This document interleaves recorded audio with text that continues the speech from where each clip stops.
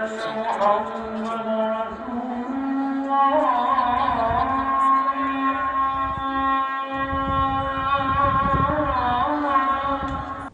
پارێزگای ئورفەیە لە باکووری کوردستان بە وتەی زۆرێک لە مێژوونووسان ئەم پارێزگایە بە شاری پێغەمبەران ناسراوە و خاوەنی چەندین ناوچەی مێژوویی و کلتوریە. بەپێی سەرچاوە مێژوویەکان ئەم شارە یەکێکە لەو شوێنانەی کە دەگوترێت پێغەمبەر ئەیوب ماوەی نەخۆشیەکەی لێ بەسەر بردووە و هەر لێرەش خودای گەورە شیفای بۆ ناردووە و بە فەرمانی خوددا و بە ئاوی ئەم بیرە خۆی شوشتووە و کۆتایی بە نەخۆشیەکەی هاتووە. لاو و ڕێز و حرمەت بۆی تەلەڤیزیۆنا پەیام و خەباتکار و ڕایەداری تەلەڤیزیۆنا پەیام نەها دیگەل خەباتکارێ و دیگەل مخابرێ تەلەڤیزیۆنا پەیامم لە باژارێ ڕەحایەنە مەکانێ گواملێ شکەفتەکە divê şikeftê de li gor tê rîwayetkirin Nebî Eyyûb aleyhî selam li vê ketiye xelwetê di hengama nexweş bû hem sebir kêşandiye hem jî ketiye xelwetê îbadet kiriye tefekkür kiriye hema مقابل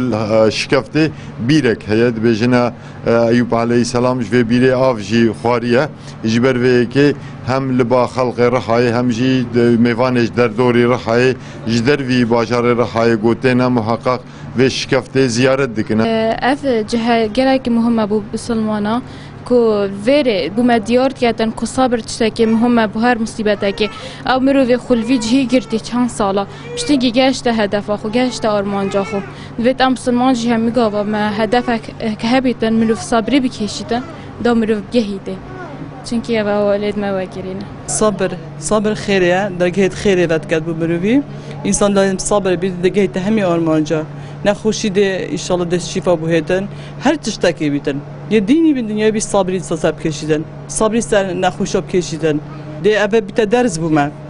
ده بزنین اب نخوشی اب کفتی و رب العالمین کو صبری هنگی درج بی رب العالمین شفا بوینا انشالله شفا به همیا بهتن هر یکی خود نخوشی ده خود شفا بوینتن. لەم پارێزگایەدا چەندین شوێنی مێژووی تر هەن لەوانە ئەو ناوچەی دەیبینن شوێنی لەدایکبوونی ئیبراهیم پێغەمبەرە و زۆرێک لە سەرچاوە مێژوویەکانیش دەڵێن ململانەی نەمرود و ئیبراهیم عەلەیهی سەلام هەر لەم شوێنە بووە. ئەو دەرا شارێ پێغەمبەرایە مەکانی حەزەتی ئیبراهیمە وڵاتی حەزەتی ئیبراهیمە گۆر و ڕیوایەتە حەزەتی ئیبراهیم لەوێ دەریاتیە دنیایە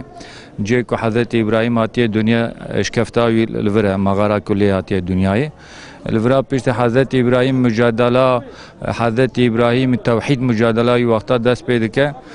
قارشی خۆ نەمرود دەبینە تابی نەمرود سەروی هاوی حەزەتی ئیبراهیم vê qala jor kan kamê ziyaret bikin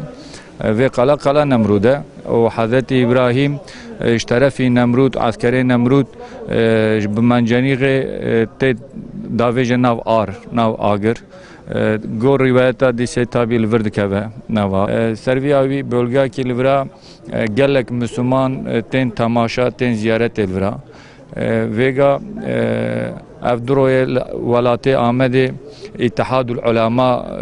temaşakî wan li Amedê çêbû me vê temaşayê me ji vir yaxindan me taxîb dikir ev tişta hanin gelekî em pê kêfxweş bûn ji bona wehdet û bîrliğa ummetê heqîqeten tişkî zehf rind û baş bû. پارێزگای ئورفە دەکەوێتە ئەنادۆڵی باشووری تورکیا و 11 قەزا و 26 ناحیە و 1080 گوندی بەسەرەوەیە هاوکات حوتەمین گەورەترین پارێزگای تورکیایە. بەپێی گێڕانەوە مێژوویەکان و وتەی شارەزایان و کارناسانی بواری مێژوو بێت ئورفە بە شاری پێغەمبەران ناسراوە عەلەیهی سەلام